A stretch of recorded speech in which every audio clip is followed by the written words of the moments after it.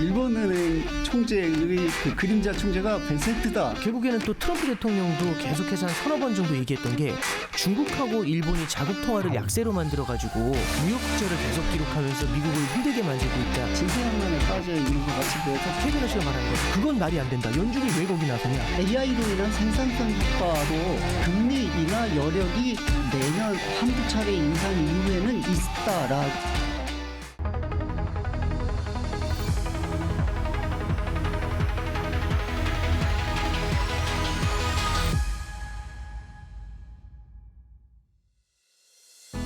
안녕하세요. 싱글레티를 진행하고 있는 유재수입니다. 글로벌 금융시장이 흔들리고 있습니다. 우리나라 금융시장도 더불어 약간 조정을 받고 있는 듯합니다. 이 시점에서 시장의 변화가 무엇인지 또 무엇이 변화를 이끌고 있는지에 대한 궁금증을 풀어보도록 하겠습니다. 금융 전문가님을 한 분 모셨는데요. 저도 팬이고 여러분도 팬일 것 같은 소위 셀럽이시죠. 그 대중의 그 경제 선생님 오건영 신한은행 단장님을 모시도록 하겠습니다. 네, 안녕하십니까. 네. 최근에 책을 하나 내셨어요. 예, 부의 그렇습니다. 갈림길이라고 대전환의 시작 다시 쓰는 투자 포트폴리오. 물론 뭐 굉장히 나오자마자 베스트셀러고요. 저도 받아서 한번 쭉 읽어봤는데 뭐 아주 재미있고 그다음에 무엇보다도 최근에 그 시장 변화에 대해서 시사점을 많이 얻을 수 있어서 굉장히 좋았습니다. 여러분들도 한번 시간 있을 때 꼭 한번 읽어보시길 바라겠습니다. 감사합니다. 저도 한 말씀 좀 간단히 드리면, 저는 이제 박사님을 처음 알게 된 게 이제 2012년에 이제 아베노믹스가 시작이 됐고요. 예. 그래서 이제 2014년에 기습으로 양적 완화를 하면서 이제 그때 엔화 약세가 심하더라고요. 근데 그때 제가 이제 이것저것 자료들을 보다 보니까 아베 신조가 되게 자기 롤모델로 삼고 싶어하는 사람 중에 다카하시 고레키오라는 사람이 있더라고요. 예, 맞습니다. 그래서 제가 이제 그 다카하시 고레키오를 좀 보려고 구글 서치도 해보고 했는데 이게 생각보다 자료가 많지가 않습니다. 근데 운 좋게 서점에서 책을 뒤져보다가 이 책을 찾았거든요. 세계를 뒤흔든 경제 대통령들인데 이 책에 다카하시 고레키오가 있더라고요. 예, 맞습니다. 그래서 참 책을 저도 이렇게 여러 번 보는데 이 책 전에 저는 한번 빌려서도 봤는데요. 그 다음에 한 서너 번을 돌려서 봤었던 책입니다. 한 저자한테 너무 이제 꽂히면 그분이 쓴 다른 책을 찾다 보니까 이 책이 있더라고요. 예. 이 책은 저는 교과서처럼 봤는데 이게 지금 제가 나올지 모르겠는데 이런 식으로 책을 봤고요. 엄청나게 공부하셨네요. 이 책은 제 생각 7-8번은 돌려본 것 같고요. 다모클레스의 칼 읽다 보면은 이렇게 끝나실 때 다음에 일어날 위기에 대해서 예고편을 뚫어주면서 끝나요. 그 드라마 같은 데 보면 끝날 때 그 있지 않습니까? 다음 편 되게 기대되게 만드는 그 프레임을 딱 쓰셨는데 그래서 저도 그 위기의 역사라는 책을 쓸 때 그걸 좀 뺏겼습니다. 도용을 좀 했습니다, 제가.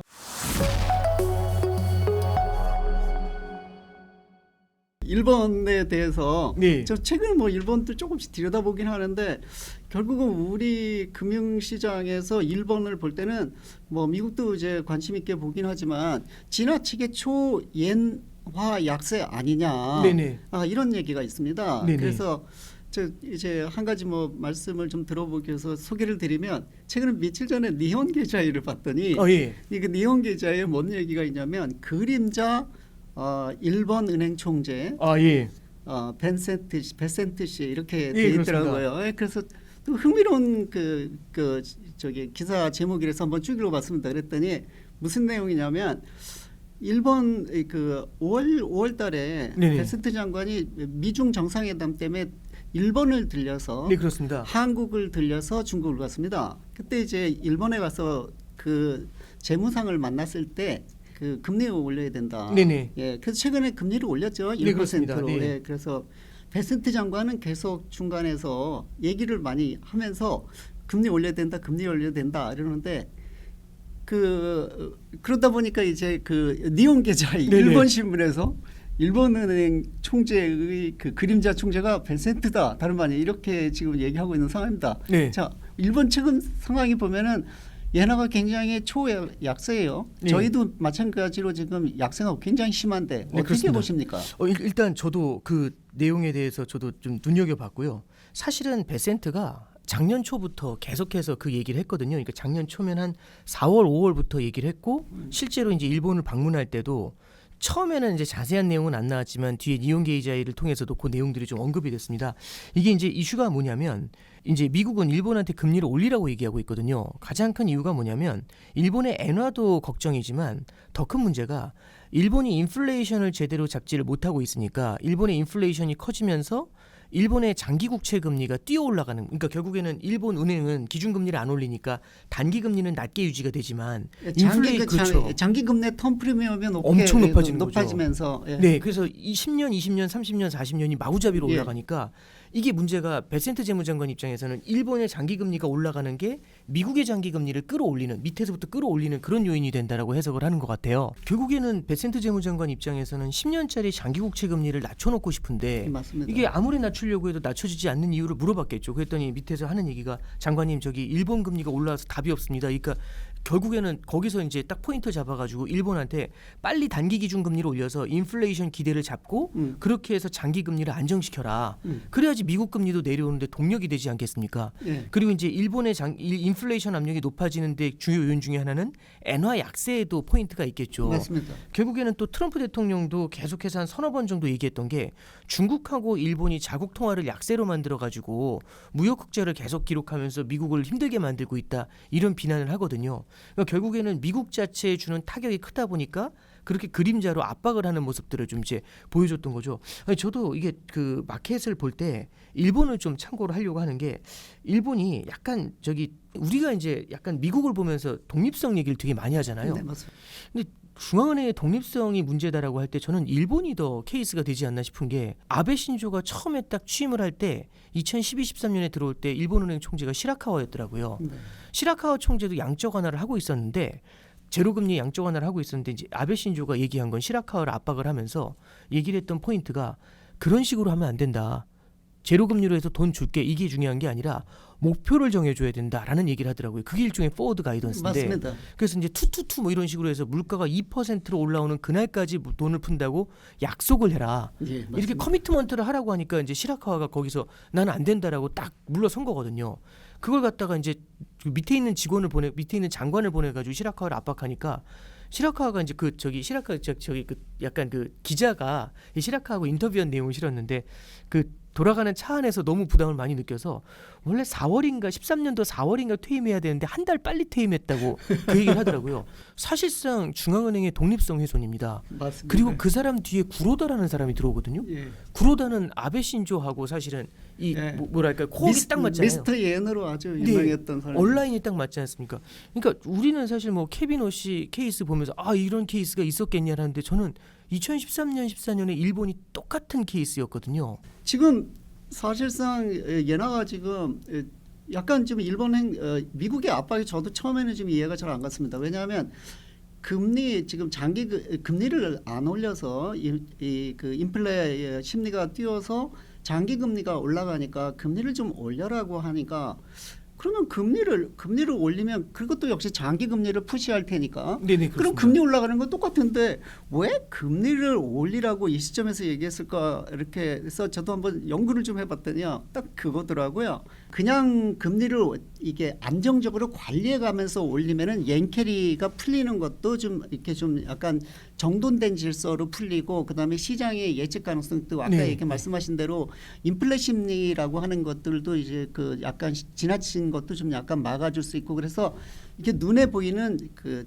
질서 있는 뭐랄까 이게 퇴장이랄까 이런 느낌인데, 그거가 아니고 그냥 인플레 심리를 막 뛰게 그냥 내버려두는 저런 금리를 안 올리고 그렇게 있을 때는 오히려 급격한 금융시장의 변동성이 있을 가능성이 높다. 미국은 이제 그게 두려워서 안정적인 그 일본이 그러면 결국은 일본도 그렇고 일본 정부도 그렇고 미국도 그렇고 현재의 그 엔화가 전후 최 약세이긴 하지만 그래도 옌 170엔 달러당 170엔까지도 밀릴 거다, 이렇게 보는 사람들이 굉장히 많더라고요. 어떻게 보십니까? 그러니까 뭐 환율이야 뭐 예측한다는 것 자체는 어렵겠지만 적어도 일본은행이 여기에 대해서는 굉장히 부담을 많이 느끼고요. 두 번째는 미국 역시도 굉장히 좀 이걸 배관시하고 있지 않습니까?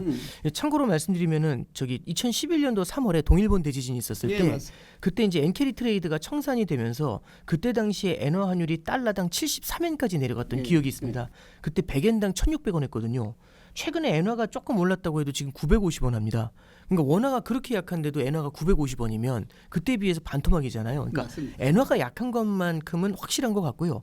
근데 문제가 저도 이제 느끼는 게 그 2011년도에 달러당 73엔까지 가니까 이게 엔화가 그 85년도에 250엔부터 73엔까지 계속 내려온 거거든요. 플라자 합의 이후에 네, 이게, 그렇습니다. 그러니까 이게 엔화 강세가 하나의 이력화 현상이 되면서 엔 강세가 뭐냐면은 결국에는 물가를 수입 물가도 낮추게 되니까 네, 맞습니다. 그리고 수출도 어렵게 만드니까 저성장의 저물가로 해서 일본 경제를 디플레이션의 늪에 제대로 빠뜨리는 거죠.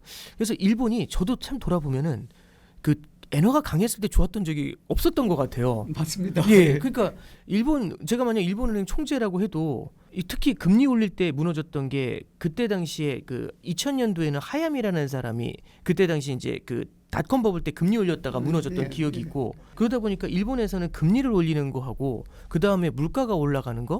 그다음에 이제 엔화가 강세로 가는 거 여기에 대해서 굉장한 트라우마가 존재하는 것 같습니다. 이 문제는 이게 인플레이션 자체가 근데 너무 오랫동안 유지가 돼서 디플레였던 게 갑자기 인플레로 전환이 되면서 너무 오래 유지가 되면은 일본 자체가 디플레에서 살던 사람들이 인플레를 만나니까 답이 안 나오잖아요. 참고로 2024년도로 돌아가 보면 24년도 5월에는 이제 기시다 정권이었습니다. 예. 기시다 내각이 있었는데 기시다 내각이 사실 한 게 되게 많아요. 왜냐하면 이제 사람들은 기시다 내각이 3년 동안 아무것도 한 게 없다 이렇게 볼 수 있는데 그렇게 보시는 분들도 있는데 니사라는 걸 만들어서 개인들의 일본 주식 투자를 좀 이렇게 많이 예, 맞습니다. 장려를 했고요. 네. 그다음에 일본 금융시장 개혁도 많이 해줬고 스튜어트십 코드 같은 것도 많이 예, 바꿔놨더라고요. 맞습니다. 그리고 또 하나는 이제 일본 니케이 지수가 89년도에 39,000이었는데 그게 무너졌지 않습니까? 맞습니다. 39,000으로 되돌린 게 기시다 내각 기시다 때입니다. 때부터 이제 예. 그래서 제가 그냥 이렇게 뭐 저는 일본 정치는 네, 잘 모르니까요. 그냥 여기서만 딱 보면 기시다가 한 게 역할이 꽤 크거든요. 근데 인기가 너무 낮은 겁니다. 그때 당시 지지율이 20%가 안 되더라고요. 그때 이제 기시다가 그 이유를 보니까 인플레이션을 견디지 못해서 저 사람들이 그래서 그때 당시 이제 우에다 총재를 부른 거죠. 그게 날짜가 24년도 5월 9일이었습니다. 그래서 딱 불러가지고 이제 우에다 총재를 이제 압박을 한 거더라고요. 그래서 우에다 총재가 그동안은 계속 금리 인상하는 거 소극적이었다가 이제 금리 인상해야 된다라고 태세 전환을 하죠. 일본 좀 약간 상황이 좀 어려울 것 같습니다. 왜냐하면 그 저는 사실상 그 네. 다카이치 사나의 총리가 네. 들어왔을 때 그때 이제 그 뭐 이 한 프로그램에서 얘기를 하면서 러스트로스 그 영국 예, 예. 총리와 운명처럼 결국 경제 때문에 인기를 네. 상실하고 퇴진할 가능성도 높다 그러는데 지금 현재 사실상 금리가 저렇게 많이 올라가면서 금리 올라가는 그거와 그렇지만 여전히 인플레는 제대로 잡지를 못하고 있어요. 네네. 근데 이제 재정 지출은 확대되고 네, 있고 그렇습니다. 일본 중앙은행은 그 통화정책 정상화라고 해서 일드 커브 컨트롤도 안 하고 네, 그렇습니다. 소위 말해 국채를 갖다가 시장에서 소화를 시키는 거를 더 많이 하죠. 그러니까 중앙은행에서 매주 매입해 주는 것보다. 그러니까 이제 장기 국채 금리를 굉장히 30년 뭐 국채 금리를 계속 낮추면서 정부의 그 부담을 줄여주고는 있지만 그 한쪽에서는 금리를 올리고 한쪽에서는 이렇게 통화 정책의 정상화를 하고 이렇게 되면 이 그 결국은 국민들한테 네. 예, 그 쉽지 않은 그 인기가 이게 쉽지 않은 그런 걸로 가서 정책이 뭘 하나를 하면 다른 게 무너지고 다른 이걸 하면 저게 무너지고 하는 그런 진퇴양난에 빠져 있는 것 같이 보여서 균형점을 잡기가 어렵지 않나 저는 그래 보이거든요. 예, 저는 균형점이라는 말씀이 제일 적절한 게 이게 잠깐 생각해 보면 다카이치 사나이가 딱 들어와서 책임 있는 적극 재정을 하겠다고 하더라고요. 적극 재정 그 말 자체가 이- 약간 형용 모순이죠. 네, 그래서 이게 무슨 소리지? 그러니까 이게 적극 재정도 아니고 이게 무슨 소리가 해서 보니까 근데 제가 그냥 맥락으로 이해하기에는 그러니까 계속 읽다 보니까 이게 생산성 있는 곳에 정부가 나서서 투자를 하고 그렇게 해서 생산성을 끌어올리게 되면은 새로운 산업이 일어나게 되면서 지금은 돈을 쓰지만 나중에는 세수가 들어올 거야. 이제 이런 생각을 하고 있는 것 같아요. 그리고 그 중심에는 AI 산업이 있을 거다라고 바라보고 있는 것 같은데 처음에는 그래서 다카이치 사나이가 책임 있는 적극 재정을 얘기할 때 채권 시장에 조금 믿어주는 느낌이 좀 있었어요. 네. 그래서 금리가 좀 안정되는 면이 있었는데 지금은 다시 일본 국채 금리가 다시 막 4% 이렇게 막 치솟고 네, 있거든요. 맞습니다. 중국 금리보다 높고요. 이렇게 되면은 사실은 이 다카이치 사나이의 재정 정책에 대해서 사실 시장이 조금은 좀 우려스러운 눈으로 바라보고 있다 이렇게 볼 수 있고, 두 번째 이제 문제는 뭐냐면 책임 있는 적극 재정을 할 때 이게 그거잖아요. 그러니까 AI와 같은 산업을 갖다가 투자한다는 건데 양극화입니다. K자 양극화 구조에서 AI 산업은 어떻게 보면은 K자의 상단에 있고 지금 사실은 일본 니케이 지수 같은 경우도 주가 오르는 게 보면은 일본도 그 반도체 관련주나 이런 쪽이 엄청 오르더라고요. 맞습니다. 소프트뱅크도 네. 그렇고요. K자의 상단에 AI가 있고 BAI가 AI 아닌 산업이 K자의 하단에 있지 않습니까?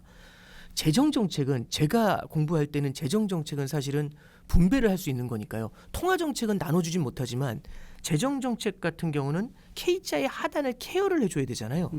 근데 지금 다카이치 사나이가 말하고 있는 책임 있는 적극 재정은 K자의 상단을 타겟팅을 합니다. 이쪽에 돈을 재정 정책이 위쪽에 올라가게 되면 사실 밑쪽은 구멍이 뚫려 버리죠. 그러니까 제가 아는 재정 정책은 K자의 하단을 지원해 줘야 되는데 다카이치 사나이의 재정 정책은 K자의 상단을 지원해 줘요. 그러면 재정 지출을 하면서 국채 금리가 뛰고 인플레이션까지 끌어올리면 금리의 상승과 물가의 상승은 서민 경제에 힘든 건데 맞습니다. 성장의 과실이 위쪽에 모이는 거죠. 근데 물론 이제 다카이치 사나이는 이게 일자리를 창출을 해서 트리클 다운을 통해서 K자의 하단에 있는 서민들의 일자리도 늘릴 거야라고 얘기를 하지만 사실 그거는 뒤에 일어날 일이지 않습니까? 긍정적으로 본다고 해도. 그럼 당장은 고물가와 고금리를 서민들은 테이크를 해야 되고. 저는 이제 딱 이제 일본은 이 굴레를 벗어나기가 쉽지 않을 것 같다라고 하는데, 그러다 보니까 이제 뭐 그 글로벌 금융시장에서 일본의 역할은 굉장히 중요하거든요. 특히 엔화의 그 엔캐리 트레이딩 같은 걸로 해서 금융시장에서 굉장히 중요한 변수 중에 하나인데, 그렇게 봤을 때 글로벌 그 투자자들이나 특히 글로벌 금융시장의 안정성을 가장 키를 갖고 있는 연준이나 미국에서 볼 때는 어차피 내려가는데 안정적으로 질서 있는 관리를 하는 게 중요하다고 생각해서 자꾸 남의 나라 그 금융 정책에 대해서 네네. 얘기를 많이 하고 있는 거 아닌가, 그런 저도 좀 그런 약간 느낌이 좀 있습니다. 의심이 있습니다.